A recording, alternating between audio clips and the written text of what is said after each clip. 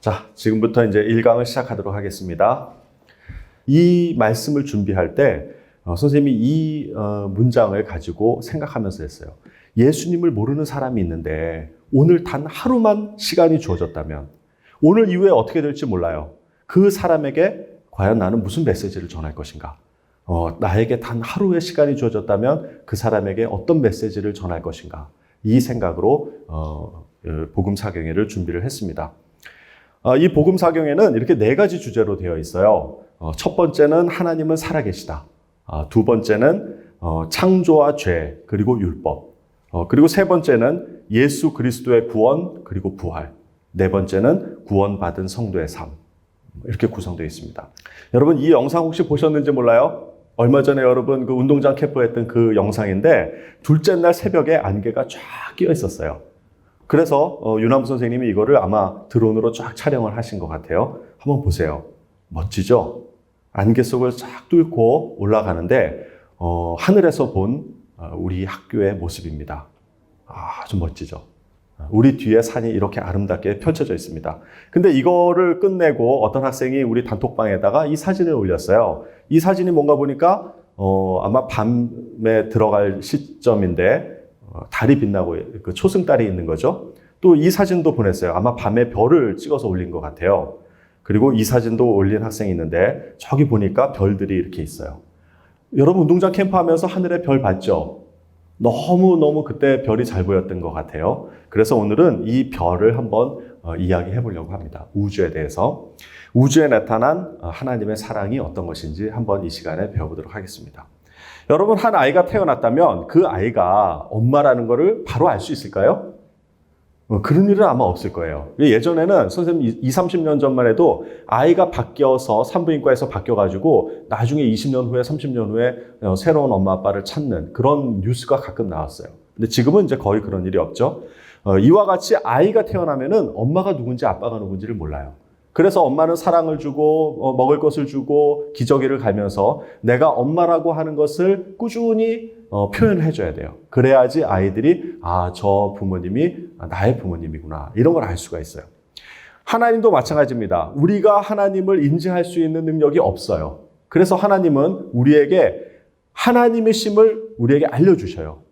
그 방법이 2가지가 있는데 하나는 뭐냐면 일반 계시라고 하는 것이 있습니다. 이 일반 계시는 일반적으로 모든 사람들에게 다 공정하게 그것을 나타낸다라는 뜻이에요. 로마서 1장 20절에는 이런 말씀이 있습니다. 창세로부터 그의 보이지 아니하는 것들 곧 그의 영원하신 능력과 신성이 그 만드신 만물에 분명히 보여 알게 되나니 그러므로 저희가 핑계치 못할지니라. 하나님의 나타내심이 이 세상 만물에 다 보인다는 것이에요. 누구나 그것을 보고 부정할 수가 없게끔 해놓으셨다는 거예요. 이게 일반 계시예요. 또 하나는 뭐냐면 특별 계시입니다. 특별 계시는 말 그대로 특별히 하나님이 하나님이신 것을 나타내서 이렇게 표시를 하신 거예요. 그것이 바로 성경이에요. 성경에는 모든 성경은 하나님의 감동으로 된 것으로 교훈과 책망과 바르게 함과 의로 교육하기에 유익하니라. 이렇게 성경을 표현하고 있고요. 이사야 51장 15절에는 이렇게 표현되어 있습니다. 나는 내 하나님 여호와라. 이 성경에 기록된 말씀이에요. 하나님이 스스로 하나님 되신 것을 우리에게 말씀하고 계셔요. 그런 것을 적어놓은 것이 성경입니다. 즉 특별 계시죠. 특별하게 우리에게 하나님 되심을 나타내는 겁니다. 오늘 이 시간에는 일반 계시에 대해서 이야기를 하고 2강, 3강, 4강은 특별 계시에 대해서 나누도록 하겠습니다. 여러분 아까도 보셨지만 우리 하늘을 보면은 이렇게 멋진 우주가 있어요. 지금은 이렇게 아주 멋진 그 하늘을 보기가 어려워요. 왜냐하면 가로등 같은 것들이 많아가지고 청명한 하늘을 보기가 어려운데 예전에 저가 어렸을 때만 해도 이런 은하수 같은 것들을 아주 쉽게 볼 수가 있었습니다. 폴 호킨이라고 하는 작가가 이런 말을 했어요. 하늘의 별들이 1000년에 한 번 나타났다면 사람들은 모두 모여서 별을 바라보고 황홀경에 빠졌을 것이다. 여러분, 오랜만에 여러분 밖에 나가서 하늘을 보니까 너무 별이 아름다웠죠. 그러니까 아마 사진을 찍어서 올렸던 것 같아요. 자, 이렇게 천년에 한 번씩 우리가 그 하늘을 본다 그러면은 너무나도 황홀경에 빠졌을 그 장면인데, 하지만 별은 매일 밤 하늘에 떠 있고 사람들은 TV를 본다. 요즘은 TV 안 보죠? 다 스마트폰 보고 있죠. 여러분도 다 스마트폰 보느라고 머리를 다 땅을 쳐다보고 있어요. 근데 하나님은 하늘을 바라보라고 멋진 별을 하늘에 심어놨어요. 우리가 앞으로 스마트폰 대신에 하늘을 좀 바라보는 그런 시간들을 많이 가졌으면 좋겠습니다. 여러분은 이 밤하늘에서 무엇을 보십니까? 저기 보면은 노란 사각형이 하나가 있어요. 저 부분을 조금 확대를 해보면 아무것도 없는 영역이라고 볼 수 있는 그 영역을 저기를 계속 보면 그럼 뭐가 있을까? 이런 생각을 사람들이 했었던 거예요. 그 생각을 했던 사람이 실제로 허블 망원경을 주관을 하고 있었던 로버트 윌리엄이라고 하는 사람이었어요. 이 사람이 우주에 허블 망원경을 띄워놓고 저기는 아무리 봐도 아무것도 없는 것 같은 그런 영역이 있는 거예요. 그래서 그것을 한번 봐야 되겠다 이렇게 생각을 하고 약 10일 동안에 그곳을 노출했더니 이런 사진을 거기서 찾은 거예요. 거기에 아무것도 없는 줄 알았는데 약 2,000개의 은하를 촬영을 했어요. 여기 보이는 점 하나가 별이 아니고 은하예요, 은하. 이렇게 많은 은하가 그 안에 있었던 거예요. 그러니까 이 우주가 얼마나 크다라는 걸 알 수 있었어요. 그리고 2014년에 더 깊은 곳에 촬영을 했는데 여기에서도 약 1만 개의 은하를 촬영을 했습니다. 그러니까 저기는 맨눈으로 보기에는 아무것도 없어 라고 하는 곳에 이렇게 끝없이 많은 은하와 별들이 있었다는 거예요. 지금 이렇게 나오는 매체들을 보면은 우주에 은하가 한 2조 개 있다라고 이야기를 합니다. 2조 개 있다. 근데 이 2조 개의 은하를 1초에 하나씩만 세도 우리 평생 다 셀 수가 없어요. 그만큼 많은 숫자의 별들, 은하들이 이 우주에 펼쳐져 있다라고 하는 것입니다. 이거 지금 사진에 보시는 것은 우리와 가장 가까운 이웃 그 은하인 안드로메다 은하예요. 안드로메다는 가까이 있기 때문에 아마 고출력의 카메라로 고해상도의 사진을 찍어 놓은 것이 그 허블 망원경 홈페이지에 들어가 있습니다. 여러분도 가서 보실 수가 있어요. 자, 여기에 이 네모나게 찍은 그 사진을 확대를 해서 보면 이렇게 보입니다. 굉장히 많은 별들이 있죠. 또 그리고 저 안에 것을 확대를 하면 이렇게 무수히 많은 모래와 같이 별들이 있어요. 저 점들 하나하나는 태양과 같은 그런 별들입니다. 자, 그래서 안드로메다의 은하에는 약 1조 개의 별이 있다고 추정을 하고 있습니다. 자, 그러면 이 우주에는 몇 개의 별이 있는 거예요? 아까 2조 개의 은하가 있었고 한 은하당 한 1조 개의 별이 있다 그러면은 두 개 곱하면 2의 10의 24승계의 별이 있는 거예요. 여러분, 이게 2의 24승계가 얼마나 큰지 모르죠? 그래서 이거를 비교할 수 있는 거를 찾아보니까 전 지구에 있는 모래의 개수가 10의 22승계라는 거예요. 그러니까 이 별의 개수는 그냥 단순하게만 계산하면 이 지구에 있는 모든 모래의 한 100배쯤, 200배쯤 많은 거야. 근데 앞으로 더 많은 별들을 찾아낼 수 있을 것 같아요. 자, 그만큼 이 우주가 넓고 우리가 상상할 수 없을 만큼의 별들이 있어요. 태양 같은 별들이 10의 24승계가 있다는 거예요. 자, 그 중에서 오늘은 지구, 아주 특별한 이 지구에 대해서 한번 생각을 해보려고 합니다. 창세기 1장 1절에는 태초에 하나님이 천지를 창조하시니라 이런 말씀이 있고요. 또 같은 성경에는 하늘을 창조하시니 그는 하나님이시니 그가 땅을 지으시고 그것을 만드셨으며 그것을 견고하게 하시되 혼돈하게 창조하지 아니하시고 사람이 거주하게 지으셨다 그래요. 이미 이사야 시절에는 지금 과학 같은 게 없었을 때예요. 그때도 이사야가 이렇게 보기에 이 지구를 하나님이 사람이 거주하게 지으셨다는 것을 알 수 있었던 거예요.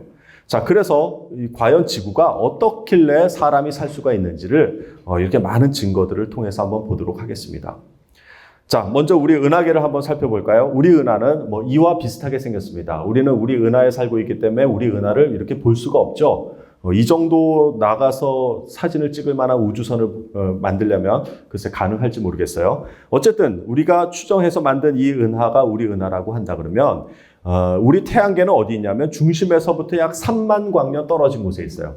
3만 광년이라고 하는 것은 빛의 속도로 3만 년을 가는 거야. 와, 그러니까 이 은하가 얼마나 큰 거예요. 이 은하가 10만 광년이에요, 지름이.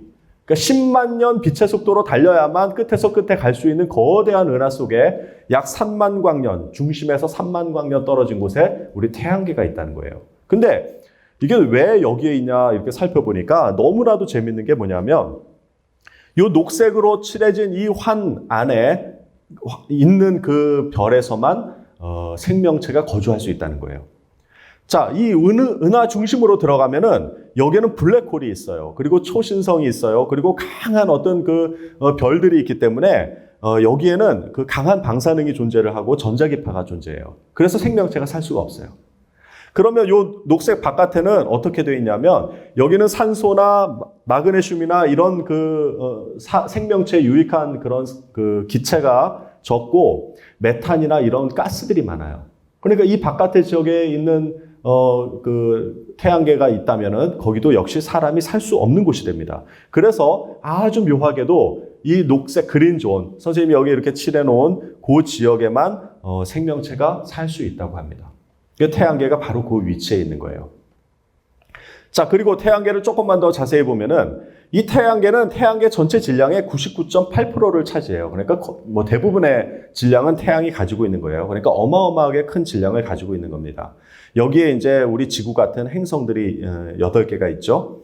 자, 그런데 이 태양을 가만히 보면은요, 이 안에서 수소폭탄이 터지는 것 같은 엄청난 그런 반응들이 일어나요. 이게 핵융합 반응이라고 하는데요. 우리 신의 공동체 시간에 지금 학생들이 이걸 배우고 있어요.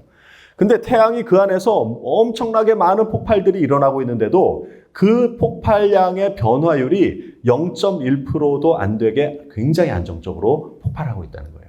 그래서 이 태양의 열과 빛이 지구에 굉장히 안정적으로 비춰주고 있어요.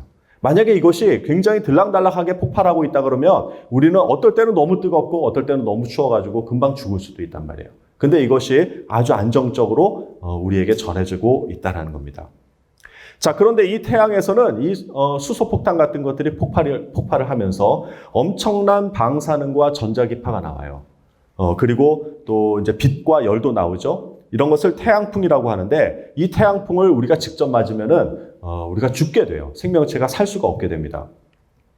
그런데 이 태양풍이 어떤 역할을 하냐면 태양계 밖에, 즉 그 은하의 중심에서부터 오는 여러 가지 방사능과 유해 물질들을 차단하고 있다는 거예요.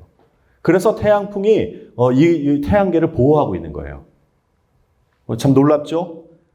자, 그러면 이 태양계에서 나오는 방사능과 전자기파는 어떻게 되냐 하면 이것이 역시 지구를 통과하게 되는데 이 지구에는 자기장이 있어요. 여러분, 나침반이 그 자기장의 증거를 보여주는 거잖아요.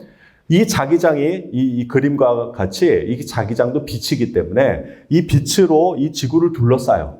그러면 이 태양풍에서 오는 좋지 않은 방사능을 다 차단을 해주는 그런 역할을 하고 있습니다. 그래서 안전하게 지구가 생명체가 살 수 있도록 그렇게 해주고 있어요.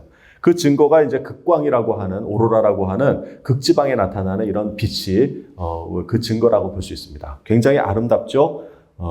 저도 한번 가서 이런 거를 보고 싶어요. 자, 그리고 태양에서 지구까지의 거리가 1억 5천만 킬로미터라고 되어 있는데요. 또 요게 아주 생명체가 살기에 가장 적합한 그런 거리입니다. 그래서 이 태양계 내에서도 생명체 거주 가능 영역이라고 이렇게 그린존으로 되어 있는데 앞에 있는 네 행성인 수성과 금성은 태양과 너무 가깝기 때문에 생명체가 살 수가 없어요. 그리고 화성 이후에 있는 목성이라든가 토성이라든가 이 영역도 너무 태양과 떨어져 있기 때문에 추워서 생명체가 살 수 없을 거라고 생각을 하고 있습니다. 오직 지구가 있는, 여기 이제 표시로는 화성도 이렇게 생명체 가능 영역이라고 하고 있는데 사실 화성만 해도 너무 추워요. 그리고 자전이 이렇게 잘 안 돼가지고 이렇게 햇볕을 보는 데는 굉장히 뜨겁고 안 보는 곳에는 추워요. 그래서 생명체가 살 수가 없다고 지금 판단을 하고 있습니다. 그러니까 이 태양계에서도 오직 지구만이 생명체가 살아갈 수 있는 그런 환경에 그 존에 있는 거예요. 자, 그런데 그 외행성에 보면은 수금, 지화, 목, 토, 천, 해 이렇게 있잖아요. 근데 이 외행성에 목성과 토성이 이렇게 큰 비율로 차지하고 있는데 저 이게 예전에 왜 그런지를 몰랐어요. 왜 이렇게 큰 목성과 토성이 필요할까? 근데 얼마 전에 이런 일이 있었습니다. 그 행성, 우리가 수금지와 목토 천해 말고도 외부에서 태양계로 이렇게 진입하는 혜성들이 있어요. 이 혜성들은 굉장히 멀리 있다가 그 안쪽으로 궤도를 따라서 들어오는데, 저 태양계 안으로 들어올 때는 태양의 중력에 의해서 굉장히 빠른 속도로 들어오게 됩니다. 그런데 이 목성과 토성이 이렇게 외부에서 들어오는 행성들, 헨리해성 같은 그런 해성들을 흡입하는 그런 역할들을 해요. 목성이 중력이 굉장히 강하기 때문에 지구 안쪽으로 들어오는 내행성으로 들어오는 이런 해성들을 막아주는 역할을 합니다. 실제로 이 사진을 보면은 이 목성이 해성을 품는 중력으로 빨아들여 가지고 그 내행성 안으로 들어오지 못하게 하는 그런 장면을 찍어놓은 그런 사진입니다. 오른쪽 하단에 보면은 이렇게 흑백으로 되어 있는데 저게 이제 목성하고 충돌해서 굉장히 밝은 빛을 내고 있죠. 저 정도의 그 해성이 지구와 부딪히거나 지구의 근처에 온다 그러면 아마 지구는 멸망할 수가 있을 겁니다. 자, 그리고 지구의 대기권은 이렇게 산소와 질소층으로 되어 있는데, 우리가 이제 생명을 유지하는데 굉장히 도움이 되는 그런 산소들을 품고 있죠. 근데 이 기능 말고도, 목성과 토성이 이렇게 거르지 못한 그런 작은 그런 행성들이 있어요. 이런 것들이 지나가다가 지구와 부딪힐 때는 이 대기권에 들어오게 되는데, 이 대기에서 모두 타서 없어지는. 그러니까, 우리의 생명체를 보호하기 위해서 대기권이 이렇게 존재를 한다고 볼 수가 있죠. 그리고 지구는 지금 현재의 크기가 딱이에요. 딱 생명체가 거주할 만큼의 크기예요. 저는 그런 생각도 했습니다, 예전에. 지구가 좀 더 넓어서 땅이 더 많았다면 인류가 더 좀 풍성하게 살 수 있지 않을까, 이런 생각을 했었어요. 여러분도 그런 생각을 했는지 모르겠어요. 근데 이 지구가 정확히 이 사이즈여야만 생명체가 살 수 있다고 합니다. 지구가 지금보다 작아지면은 중력이 약해져가지고요, 산소나 질소가 대기권으로 날아가 버려요. 그래서 산소를 가둘 수가 없어요. 근데 또 지구가 지금보다 이렇게 커지면은 메탄이나 암모니아 같은 것들을 내보내야 되는데 중력이 너무 커서 그런 가스들을 가두게 되는 거예요. 대기권 안으로. 그러니까 메탄이 여기에 이렇게 있으니까 역시 사람이 생명체가 살 수 없는 그런 곳이 된다고 합니다. 그러니까 지금의 사이즈가 가장 적절한 거예요. 자, 그리고 이 자전을 하죠, 지구가. 이 자전을 하는데 이 지구의 자전 속도가 시속 1600km 정도. 그러니까 비행기 속도의 약 1.8 정도 1.8배이고요. 소리 속도의 1.5배로 자전을 합니다. 굉장히 빨리 자전하는 거예요. 근데 이렇게 자전을 해야만 우리 생명체가 살 수 있다고 합니다. 이 자전이 만약에 2분의 1 느려진다 그러면은 어떤 현상들이 나타나냐면, 이게 천천히 도니까 해와 밤이 길어지는 거죠. 그죠? 그러니까 일교차가 극심해지는 거예요. 그러니까 더울 때는 엄청 덥고 밤에는 너무 추워지는 그런 현상들이 나타나서 생명체가 살기가 어려워져요. 근데 자전 속도가 2배 빨라지면 어떻게 될까요? 그러면 밤과 낮에 시간이 단축되는 거죠. 자, 그렇게 되면 원심력이 커지게 되고요. 바닷물이 적도 부근에서 이렇게 팽창을 하게 돼요. 원심력이 커지니까. 그래서 지각 변동이 일어나고요. 그리고 적도 부분에 있는 그 많은 그 육지들이 사라지게 되죠. 그리고 빨라지기 때문에 대기의 흐름이 빨라가지고 늘 태풍이 불어요. 이렇게 고요한 대기가 되지 않고 태풍이 불게 됩니다. 그래서 역시 사람이 살 수 없는 그런 공간이 될 수가 있어요. 그리고 여러분도 잘 알듯이 23.5도 자전축이 이렇게 약간 기울어져 있죠. 자, 이것은 이 23.5도가 기울어져 있기 때문에 사계절이 형성이 되고요. 그리고 태양의 에너지를 골고루 다 비칠 수가 있어요. 그리고 시뮬레이션을 해보면은 정확히 23.5도 정도가 기울어져야만 지구의 경작 면적이 높아져요. 여러분, 그것도 참 놀랍죠? 그래서 가장 곡창지대가 어디에 있어요? 약 북위 40도 정도. 우리나라보다도 그 더 위쪽에 있는 그쪽에 밀생산지라든가 이런 게 많거든요. 왜 그러냐면 23.5도 기울어져 있기 때문에 여름에는 그쪽 지역에 태양이 굉장히 많이 쬐요. 약 18시간 정도까지도 태양이 거기에 쪼이기 때문에 곡식이 굉장히 잘 자랄 수가 있습니다.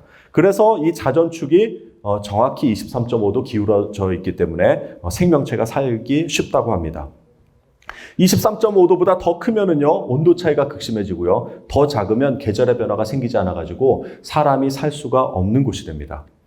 자, 이렇게 지구의 몇 가지 지금 요소들을 봤는데, 요 몇 가지만 보더라도, 참 저게 저렇게 우연히 될 수 있을까 싶을 정도로 사람이 살기에 기가 막히게 설계가 되어 있는 거예요. 자, 그런데 여기 또 달이라는 것이 존재를 합니다. 지구의 행성이죠. 자, 이 달은 지구의 자전축을 잡아주는 역할을 해요. 여러분, 팽이가 이렇게 돌 때 원심력이 커질 때는 모르지만 약간 팽이가 속도가 줄면 흔들거리죠.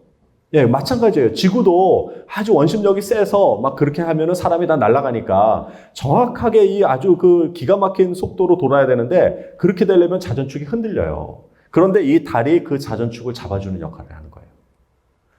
자, 이 중화일보에 이런 기사가 있었어요. 만약 달이 없었다면, 그러면 이 달에 그 저항이 없기 때문에 지구의 자전 속도는 점점 빨라지고요. 그 다음에 밀물과 썰물이 없어져가지고 부패해가지고 수중생물이 살 수가 없어요. 그리고 하루가 짧아져서 8시간 정도밖에 안 될 거라는 거예요. 그리고 자전축이 이렇게 팽이가 막 요동치듯이 막 요동을 쳐서 결국 거기에는 사람이 살 수가 없게 된다고 합니다. 그러니까 달이 저게 왜 있느냐 하면 우리가 살게 하기 위해서 하나님이 거기다 만들어 놓으신 거예요. 자, 그럼 달이 2개면 어떻게 될까요? 조수간만의 차이가 심해져가지고 엄청 높은 300m가 넘는 파도가 친다고 그래요. 그리고 하루가 길어지겠죠. 왜? 그 중력이 세지니까 자전 속도가 느려질 겁니다. 그 자전 속도가 느려지면 온도차가 서로 극심해지기 때문에 역시 사람이 살 수 없는 곳이 돼요. 그러니까 지구에는 달이 딱 하나 있어야 되는 거예요. 자, 이거는 제가 그 비율대로, 지구와 달의 비율대로 한번 그 그림을 그려놓은 건데, 이렇게 멀리 떨어져 있어요. 사실 달이 바로 여기 있는 것 같은데, 이렇게 멀리 떨어져 있어요. 이 거리가 38만 4천 킬로미터예요. 요 거리를 가려면 자동차로 한 160일 정도, 그리고 KTX로 53일, 비행기로는 약 18일 정도를 가야 되는 그런 거리입니다. 근데 참 묘하게도요, 이 달과 지구 거리 안에 지구의 다른 행성들이 여기에 다 들어갈 수 있는 그렇게 넓은 먼 거리입니다. 자, 그런데 이 달이 지구와 조금만 더 가까워지면 어떻게 될까요? 그럼 달의 중력이 더 세지기 때문에 밀물과 썰물이 더 강해지겠죠. 그래서 파도가 치게 됩니다. 이렇게 계속 높은 파도가 치게 돼 있어요. 그래서 해변가에 사람이 살 수가 없어요. 만약에 지구와 더 멀어진다면 어떻게 될까요? 그럼 조수간만차가 없기 때문에 바다 생물들이 살 수가 없어요. 참 묘해요. 이게 조수간만이 잘 일어나서 바다와 밀물 썰물이 일어나면서 그 안에 산소를 공급하기 때문에 지금의 수중 생물들이 살 수가 있는 거예요. 자, 근데 참 우연이라고 하기에는 너무나도 기가 막힌 것이 뭐냐면 지구에서 달과 태양을 보면은요, 크기가 똑같아요. 여러분, 그거 좀 또 이상하지 않아요? 자, 이렇게 그래서 나타나는 현상이 뭐냐면 개기일식이에요. 이건 하나님이 우리에게 주신 보너스예요.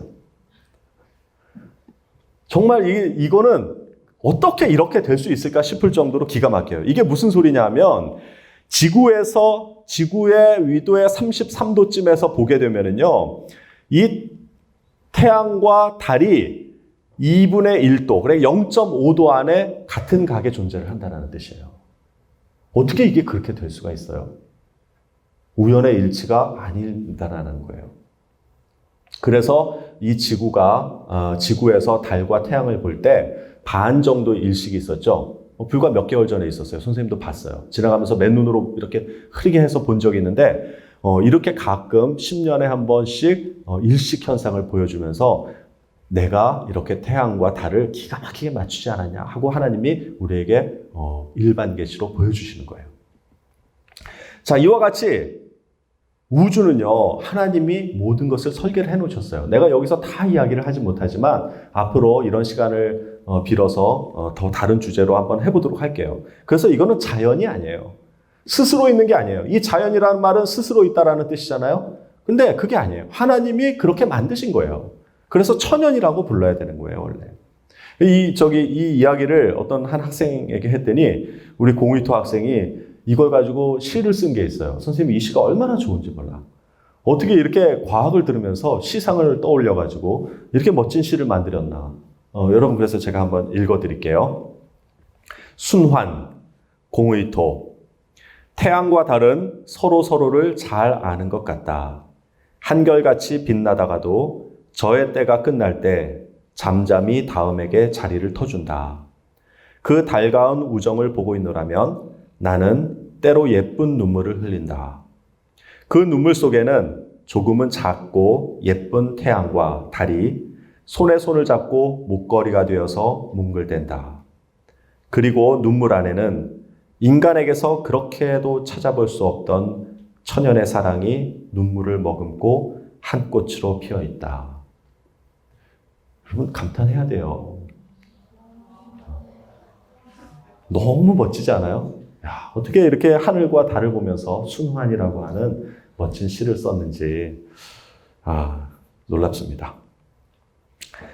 자, 근데 케플러 프로젝트라고 하는 게 있어요. 이게 뭐냐면 과학자들은 이 지구 같은 행성이 또 있을 거다. 그래서 그걸 찾는 거야. 그럼 그 안에는 생명체가 살고 있을 것이다. 그래서 이제 외계 행성을 찾는 프로젝트인데요. 이 외계 행성이 과학이 발달하면서 이렇게 기하급수적으로 찾아지고 있어요. 그러니까 2014년까지 데이터를 보면은 예전에는 이렇게 조금씩 찾아지다가 지금은 뭐 한 해에 막 900개, 1000개 이상을 찾을 수 있어요. 한 해에.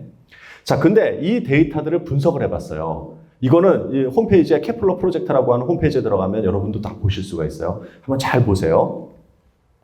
자, 이 외계 행성들을 조사를 해보니까 저 파란 점들처럼 저런 분포를 가져요. 이게 뭐냐 하면 질량과 그 다음에 이게 공전 회전수예요.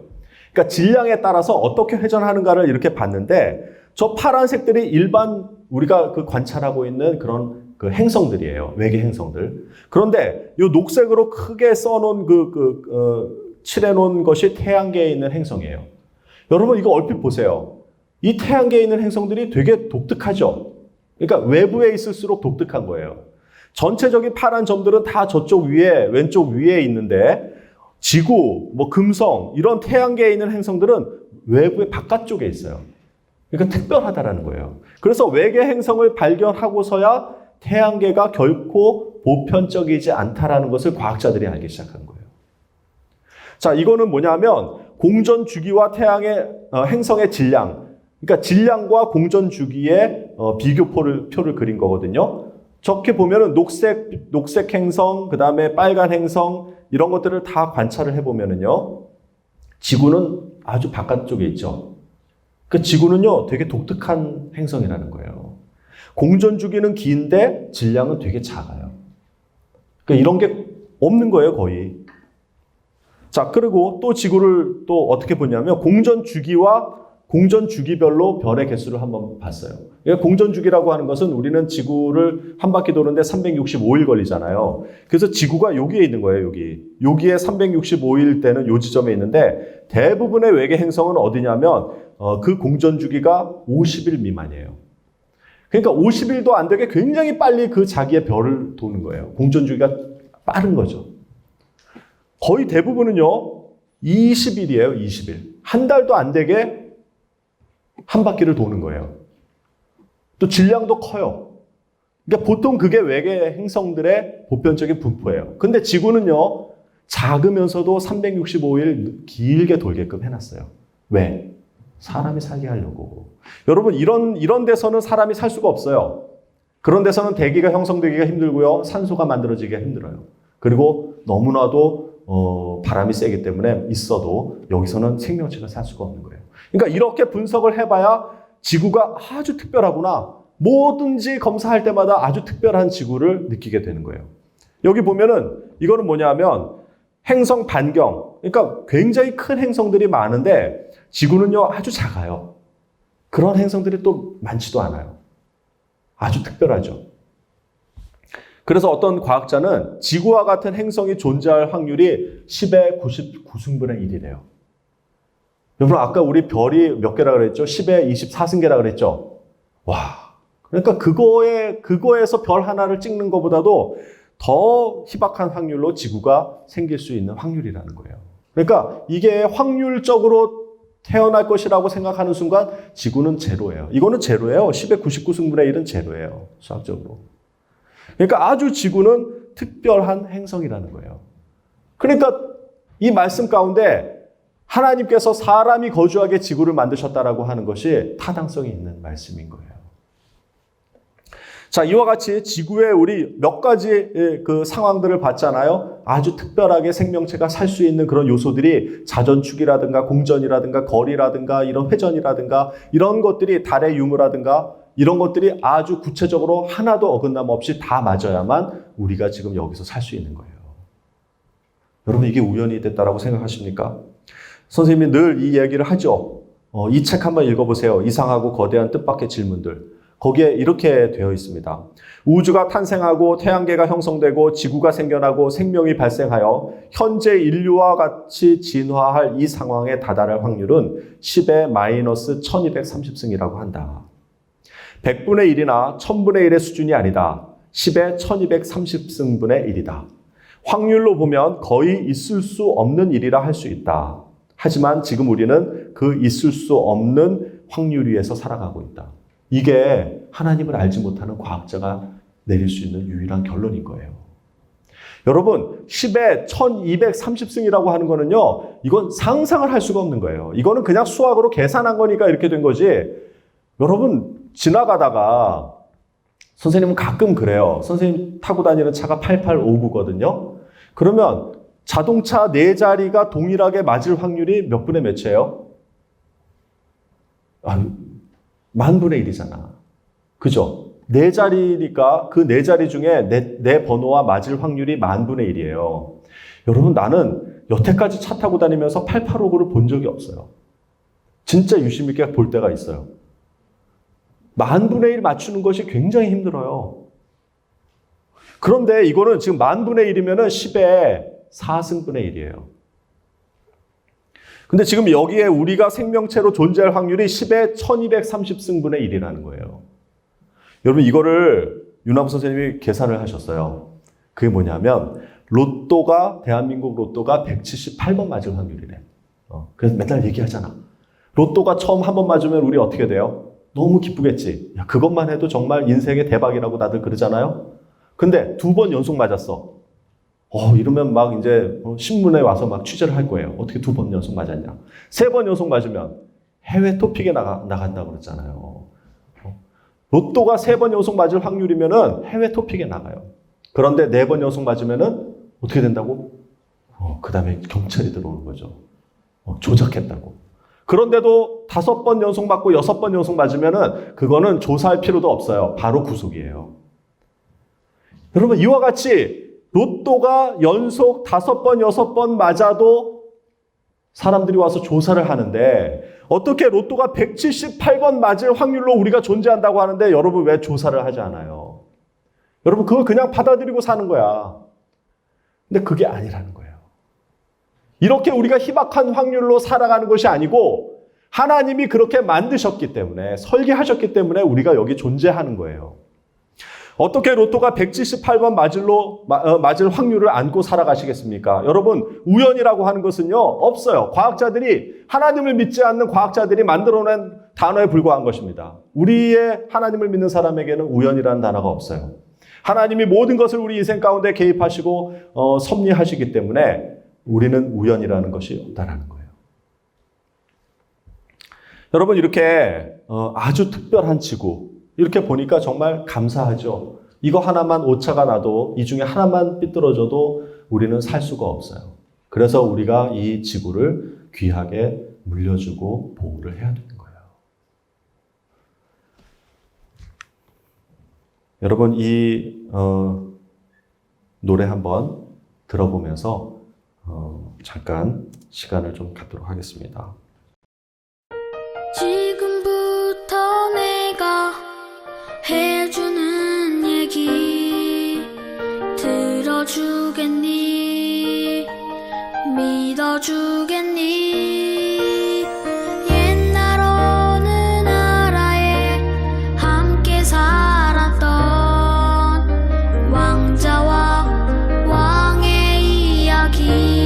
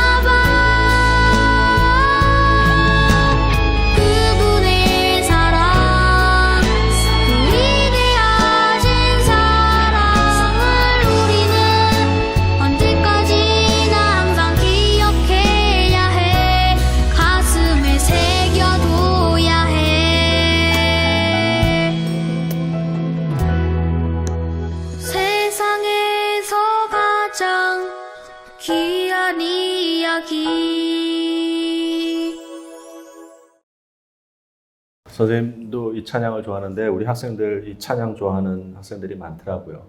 여러분 마음속에 꼭 기억해야 될 그 말씀이 오늘 여기서 나온 말씀이고요. 우리가 2강, 3강을 통해서 정말 그 이 귀한 말씀이 무엇인지를 더 배워나가도록 하겠습니다. 자, 우리가 아까 이제 한 것처럼 계시에는 일반 계시와 특별 계시가 있다고 했죠. 일반 계시는 모든 사람들에게 그것을 나타내는 거예요. 근데 어떤 사람은 인지를 할 수 있고 어떤 사람은 인지를 못 해요. 그래서 하나님이 특별하게 계시를 내주셨어요. 이 특별 계시는 그냥 성경이라고 하기보다는 성경에 있는 이야기 하나하나가 다 특별 계시예요. 여러분 모세에게 떨기나무에서 하나님이 나타나셨잖아요. 이거는 일반적으로 모든 사람에게 그렇게 되는 게 아니거든요. 아주 모세에게 특별하게 나타나신 거잖아요. 그러니까 하나님이 모세에게 특별하게 나타난 것이 성경에 기록되어 있어서 우리가 그것을 읽고 알 수 있는 거예요. 아, 하나님이 이렇게 하셨구나. 하나님이 이 세상을 창조하셨구나. 하나님이 독생자 예수 그리스도를 보내주셨구나. 이것은 성경이 없이는요, 우리가 스스로 알 수가 없는 거예요. 그래서 성경 말씀으로 그 특별한 계시들을 기록해 놓은 것입니다. 자, 그런데 지금 이제 선생님이 이야기할 거는 뭐냐면 이 일반 계시와 특별 계시의 이 차이가 있어요. 일반 계시와 특별 계시에 아주 이해할 수 없는 그런 차이가 있는데 여러분 그게 왜 그렇게 존재를 하나를 좀 알아보려고 합니다. 아인슈타인, 굉장히 아주 유명한 학자죠. 이런 말씀을 했습니다. 어떤 큰 세력이 우주 내 혹은 배후에 활동하고 있음을 알고 있다. 여러분 아인슈타인은 그냥 기록에 의하면 예수 그리스도를 인격적으로 만난 분은 아니라고 알고 있어요. 그러나 이 자연을 연구를 하면서 우주를 연구하면서 여기에는 분명히 누군가 어떤 그 지성적인 존재가 이 우주를 만들었다라고 하는 것을 고백을 했어요. 여러 글들을 통해 가지고. 자, 그리고 여기 과학과 신앙과의 관계를 하버드대에서 강연했던 그 분이 있는데 이 레이저의 원리를 이용해 밝혀내 가지고 노벨상을 받은 분이에요. 찰스 타운스라고 하는 이 과학자가 하버드에서 강연을 하면서 이런 말씀을 했습니다. 과학자들, 특히 물리학자들은 이곳 지구는 매우 특별한 세계라는 것을 인정하고 있다. 모든 사물들은 사람들이 존재하기 위해서 정확한 질서와 체계를 유지하고 있다. 이곳 지구는 우주에서 환상적으로 특별한 곳이다. 그런데 어떻게 이러한 세계가 우연히 생겨날 수 있단 말인가? 사실은 아까 선생님이 몇 가지의 예를 든 것은 진짜 몇 가지에 불과해요. 선생님 여기 그 내용은 작성하지 않았지만 물만 해도 그래요. 물. 여러분 물이 왜 존재하는가를 물어볼 때 과학적으로 화학 원소가 이렇게 됐죠. 수소와 산소가 결합한 거죠. 라고 하지만 아니에요. 물론 그게 맞는데 물은요 생명체가 살 수 있게끔 그렇게 한 거예요.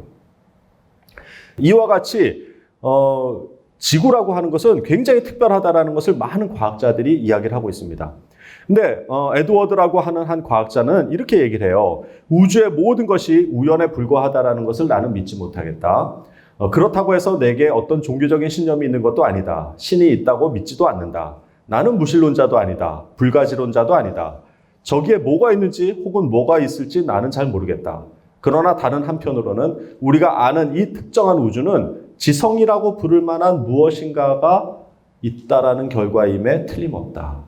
여러분 이 사람이 여기서 이렇게 쓰는 거는요. 내가 뭔지 이런 걸 다 떠나서 아무것도 몰라도 되는데 그 한 가지 알아야 될 것은 뭐냐면 아주 특별한 지성이 이 우주 안에 있다라는 거예요. 여러분 이와 같이 과학자들은요. 일반 계시를 알아요. 일반 계시라고 하는 것은 이 자연과 우주를 통해서 이것은 어떤 특별한 지성이 있구나. 큰 세력이 있구나. 거대한 에너지라고 있구나. 지성이라고 부를 만한 무엇인가 있구나. 라는 것까지는 아는 사람들이 많이 있어요. 그런데 이분이 바로 이 거대한 지성이 성경에서 말하는 여호와 하나님이라는 것은 인정하지 않아요. 왜 그럴까요? 선생님도 예전에 수학을 공부하고 과학을 공부하면서 이렇게 생각을 했던 것 같아요. 정말 이 우주를 이루고 있는 아주 거대한 법칙들이 있어요. 만유의 인력의 법칙이라든가 우리가 지금 할 수 없는 엄청나게 많은 그런 법칙들이 아주 빈틈없이 이 우주가 다 돌아가고 있는데 과연 이 거대한 세력, 이 법칙을 만든 사람이 그런 분이 성경에서 말하는 그 여호와 하나님일까? 의심을 가진 적이 있었어요. 이렇게 일반 계시와 특별 계시 사이에는 일반 계시까지는 믿지만 특별 계시를 못 믿는 사람들이 많이 있었어요. 그 이유가 뭐냐면 그런 이성적인 충돌이 있기 때문에 그래요. 성경 안에는 자연을 보면은요, 그게 이해가 돼요. 아, 거대한 세력이 있다. 그런데 성경을 보는 순간 그것이 다 무너지잖아요. 왜? 예수님이 무리를 걸어가요. 죽은 사람이 살아나요. 구약 성경에 보면은 정말 자연스럽지 않은 그런 일들이 많아요. 심지어는 자전을 멈추는 일도 있어요. 그죠? 성경을 읽다 보세요. 전쟁 중인데 기도를 하니까 하나님한테 그 기도를 하죠. 그래서 해가 그냥 그 골짜기에 머물러 있었던 적이 있어요. 거의 종일토록 내려가지 않았다 그래요. 여러분, 그게 무슨 뜻이에요? 지구의 자전을 멈춘 거예요. 여러분, 이렇게 과학적으로 말도 안 되는 일이 성경에 기록되어 있단 말이에요. 그래서 일반 계시와 특별 계시의 어떤 충돌이 일어나는 거예요. 특히 과학자들이 보기에는 더 그런 거예요. 성경을 믿는다라고 하는 것은 과학을 버려야 되는 그런 엄청난 그 결과들을 초래하는 거예요. 저도 그랬었어요. 아니, 이성적이지 않은 걸 어떻게 믿어요? 자, 그렇기 때문에 일반 계시까지는 거대한 그런 어떤 지성을 인정하지만 특별 계시에서 말하는 그 여호와, 이 세상을 창조하신 여호와 하나님이 그분이라고 하는 것은 믿을 수가 없는 겁니다. 그래서 학생들이 이런 질문들을 해요. 선생님, 어떻게 사람이 무리를 걸을 수 있어요? 어떻게 죽은 사람이 살아갈 수 있어요? 그리고 선생님, 어떻게 하나님이 선악과를 따먹을 줄 알면서도 선악과를 만들었을까요? 저는 그런 하나님 못 믿겠어요. 이런 학생들이 있었습니다. 그래서 이런 학생들하고 대화를 나눌 때 선생님이 그 예를 하나 든 거를 한번 좀 나눠보려고 합니다. 빌립보서에는 이런 말씀이 있습니다. 내가 기도하는 것은 여러분의 사랑이 지식과 모든 통찰력으로 더욱더 풍성하게 되어서 여러분이 가장 좋은 것이 무엇인가를 분별할 줄 알게 되는 것입니다. 이게 세 번역으로 말씀을 적어 놓은 것입니다. 여러분, 여기 보면은 이 붉은색으로 표시된 사랑이 풍성해지게 하는 도구가 뭐예요? 지식과 통찰력이에요. 여러분, 여기서 이 지식과 통찰력이 무엇인가를 좀 알아보려고 합니다. 그래서 지식이라고 하는 것은 우리가 뭐 과학적인 지식 이런 것이 아니고 하나님을 아는 지식이에요. 그래서 이 부분에 대해서는 2강과 3강에 대해서 더 자세히 나눌 것이고요. 오늘은 통찰력이 무엇인가를 한번 알아보도록 하겠습니다. 여러분, 그 이집트 벽화가 있어요. 이집트 벽화를 보면은요, 좀 이상한 점이 있어요. 저기 사람을 보면은 좀 독특하죠. 근데 저게 유치원도 요즘 저렇게 유치원생도 그리지가 않는데 저기 보면 깃털이나 새 같은 걸 보면은 굉장히 세밀하게 묘사가 되어 있어요. 그런데 사람을 그릴 때는 조금 이상하게 그렸어요. 여러분, 이게 그러면 잘못된 그림일까요? 다른 벽화를 봐도 마찬가지예요. 다른 동물들은요, 아주 굉장히 세밀하게 잘 그렸는데 유독 사람만 이렇게 독특하죠. 눈은 앞을 바라보고 있고 얼굴은 옆을 바라보고 있고. 자, 근데 여기 벽화라고 하는 이집트 벽화에 보면은 그 정원이라고 하는 그 주제가 있는데 이건 더 이상해요. 연못은 위에서 바라보고 있는데요. 나무는 옆에서 바라보고 있고요. 그 안에 있는 오리들은 또 옆으로 가고 있고요. 수초들도 옆으로 가고 있어요. 그러니까 굉장히 다양한 관점들이 여기 혼재되어서 사용되고 있더라는 거예요. 자, 이것이 뭐냐면 정면성의 원리라고 하는 겁니다. 사물의 특징을 가장 뚜렷하게 보여주는 면에서 묘사해가지고 되도록이면 사물의 형태를 온전하게 전달하기 위해서 쓰는 기법이에요.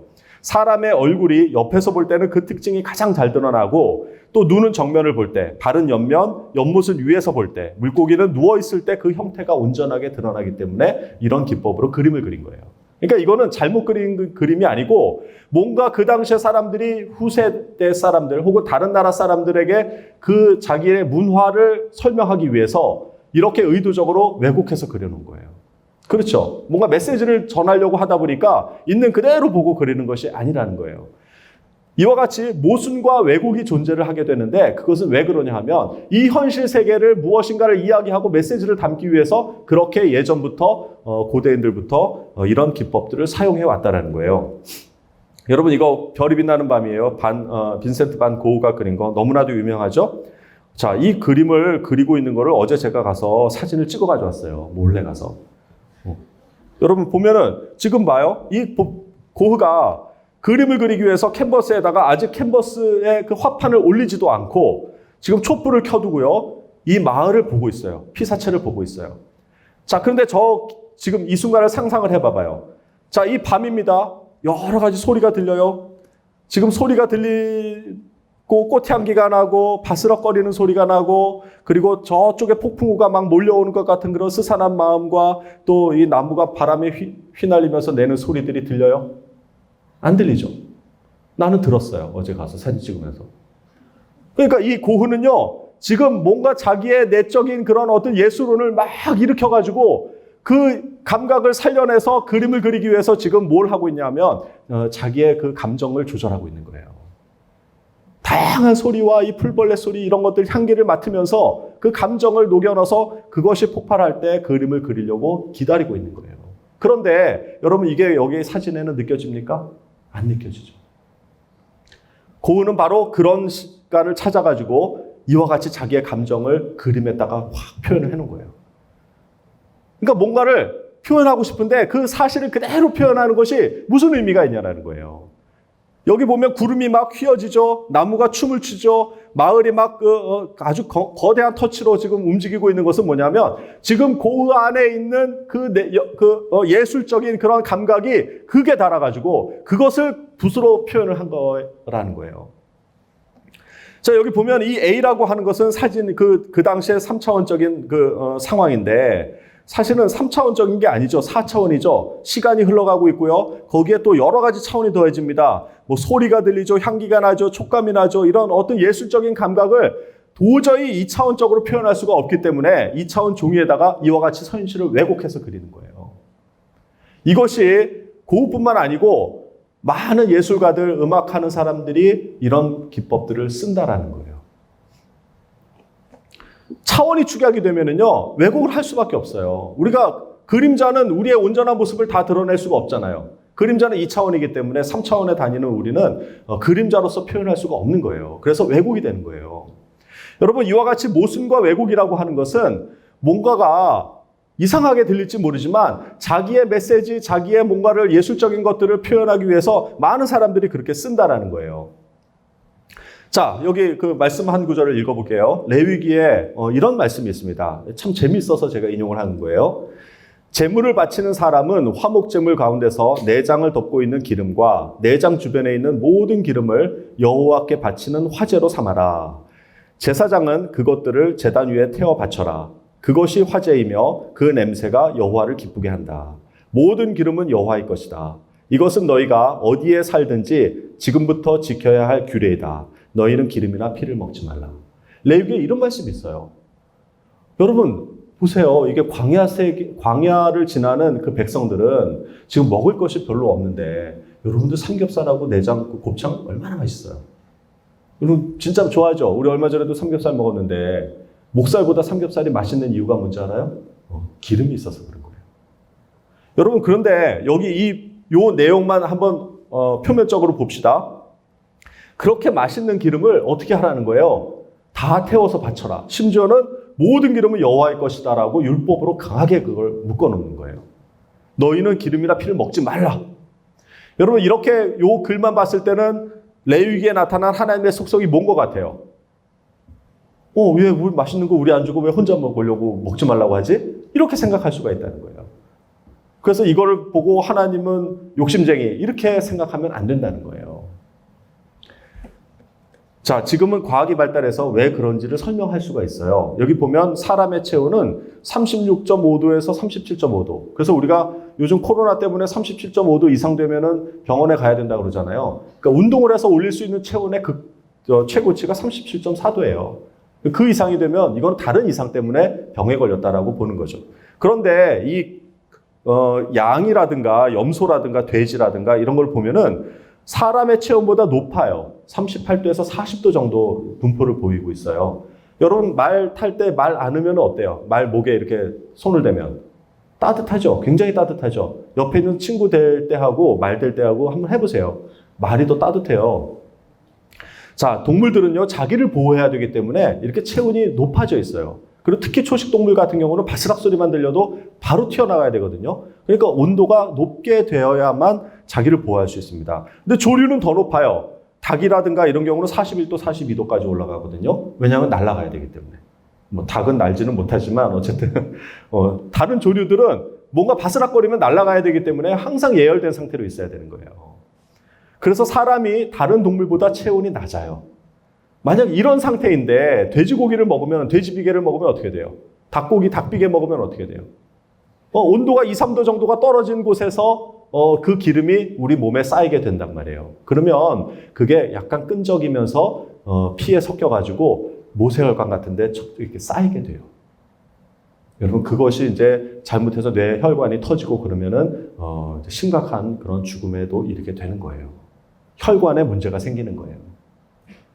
여러분 이게 과학이 이게 발달된 지가 얼마가 안 돼서 이런 이야기들을 할 수 있는 거지. 그 당시에 광야 시대에 이런 것들을 하나하나 설명하면서 너희들 기름 먹지 말아라 이렇게 할 수가 없는 거예요. 이해도 못하니까. 그래서 하나님이 우리의 생명을 보존하기 위해서, 그 당시에 공동체 생명을 보존하기 위해서 강하게 율법으로 먹지 말라고 한 거 아닌가. 선생님은 그렇게 해석을 하는 거예요. 여러분 그러면 다시 한번 생각을 해봐요. 레위기에 나타난 하나님의 속성이 욕심쟁이가 아니고 그 내면을 볼 때, 표면적으로만 읽을 때는 하나님이 우리 기름을 먹지 말라고 하니까 마치 우리를 그냥 통제하려고 하는 것처럼 율법이라고 보이지만, 이 사실을 알고 나니까 이 안에 하나님의 어떤 속성이 느껴져요? 예, 사랑하기 때문에 우리를 그 강한 율법으로 묶어두는 거예요. 재밌는 거는 여기 그 피쉬 오일이라고 있는데, 물고기는 이렇게 체온이 낮잖아요. 그래서 이 물고기는 상대적으로 뜨거운 우리 몸에 오면은요 더 물처럼 흘러요. 그래서 이 기름때를 닦아주는 역할을 해요. 그래서 여러분 그 오메가3 보면은 여기 정제 어유라고 되어 있거든요. 이게 무슨 뜻이냐면 물고기 기름이라는 뜻이야. 그래서 물고기 기름은 먹어서 혈행 개선에 도움을 줄 수 있는 기능식품이에요. 자, 그래서 이렇게 하나님은 우리에게 강한 율법으로 그 당시에 묶어뒀던 거예요. 자, 그래서 이 안에 사랑이 존재를 하죠. 근데 그 사랑이라고 하는 것이 우리 눈에 느껴져요? 안 느껴져요? 어떨 때는? 이거는 무형이기 때문에 느껴질 수가 없어요. 그래서 율법이라고 하는 그릇에 담을 수밖에 없는 거예요. 여러분에게 사랑하는 부모님이 여러분을 사랑하지만 어떨 때는 말 안 들으면은 잔소리하고 때로는 야단도 치죠. 여러분 그것 때문에 부모님이 나를 사랑하지 않는다라고 그렇게 하면 안 되는 거예요. 부모님이 여러분을 사랑하기 때문에 여러분에게 율법으로 구속할 수가 있는 거예요. 그 율법으로 사랑을 담는 그릇으로 쓰는 거예요. 자, 우리가 아까도 봤죠. 모순과 왜곡과 이 율법이라고 하는 것은 뭐냐면 그 안에 진리, 내가 표현하고자 하는 어떤 메시지, 사랑이라고 하는 것을 담을 수 있는 그릇이라는 거예요. 그래서 표면만 보면은 모순이처럼 보이고, 표면만 보면 왜곡돼 보이고, 표면 속에서는 나를 속가매는 그런 어떤 율법처럼 느껴지는 것이지만, 그러나 그 안에 진리와 사랑을 꿰뚫어 볼 수 있는 능력이 뭐냐면 통찰력이라는 거예요.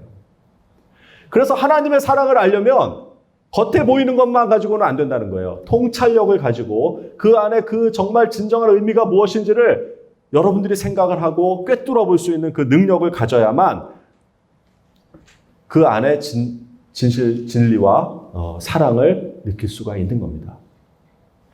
여러분, 그래서 저는 그 생각을 한 거예요. 일반 계시와 특별 계시에 이런 어떤 충돌과 모순이 일어나는 것은 왜 일어날까? 왜 성경에는 일반 계시에 나타난 자연 현상을 무시하는 일들이 일어날까? 이것 때문에 참 고민을 많이 했었는데, 여러분 이게 하나님이 우리를 사랑하기 때문에요. 그냥 일반적인 용어로 하지 않아요. 여러분 진짜 사랑하는 사람들은요 자주 싸워요. 여러분 옆집 아저씨랑 싸워요? 혹시? 엄마랑 많이 싸워요. 옆집 아줌마 아저씨랑은 사이 좋죠? 가면은 옆집 아줌마 아저씨가 뭐 사탕 주고 막 이렇게 하죠. 근데 엄마는 어떻게 해요? 맨날 싸워요. 전화해가지고 여러분도 하면은 엄마 아빠랑 자주 싸워가지고 삐지고 그런단 말이야. 근데 왜 그러냐 하면 사랑하기 때문에 그런 거예요. 물론 옆집 아저씨 아줌마도 사랑하지만 그렇게 막 내 인생을 개입할 정도로 그렇게 사랑하지는 않는 거예요. 자, 그래서 일반 계시는 뭐냐면 하나님이 우리에게 보편적으로 우리를 사랑하신다는 증거인데, 특별 계시라고 하는 건 뭐냐면 너무나도 사랑하기 때문에 이 일반적인 자연 현상으로는 도저히 말을 할 수가 없는 거예요. 그래서 그 자연 현상을 왜곡시켜 버리는 거예요. 그게 기적인 거예요. 그래서 성경에는 기적을 기록하고 있는 거예요. 만약에 어떤 사람이 이 성경을 믿기 위해서 자기가 인간적으로 썼다 그러면 그런 기적을 빼야죠.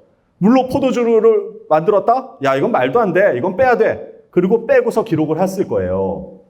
그래야 사람들이 믿지. 그래야 우리가 예수를 신으로 받들어서 우리 종교가 더 커지지. 만약에 그런 목적이라 그러면요, 예수가 죽은 자 가운데서 부활했다? 이건 말도 안 되는 얘기야. 빼야 돼. 이걸 누가 믿겠어? 그렇게 뺐을 거예요. 그러나 성경에는 그런 기적들이 그대로 다 기록되어 있습니다. 당연한 거예요. 하나님이 우리를 사랑하셨기 때문이라는 거예요. 여러분, 제가 이거를 수학을 공부하면서 이해를 못했었어요. 어떻게 성경에는 저 기적과 같은 초자연적인 일들이 일어날까? 이거는 이해를 못하겠다. 그런데 선생님이 이 히브리서 1장 1절부터 3절 말씀을 읽으면서 내 마음이 다 무너져 버렸어요. 여러분 한번 같이 읽어봅시다.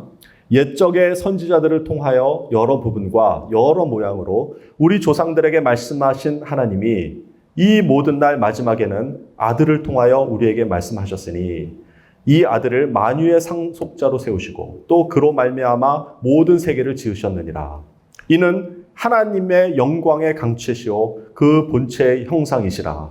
그의 능력의 말씀으로 만물을 붙드시고 죄를 정결하게 하는 일을 하시고 높은 곳에 계신 지극히 크신 이의 우편에 앉으셨느니라.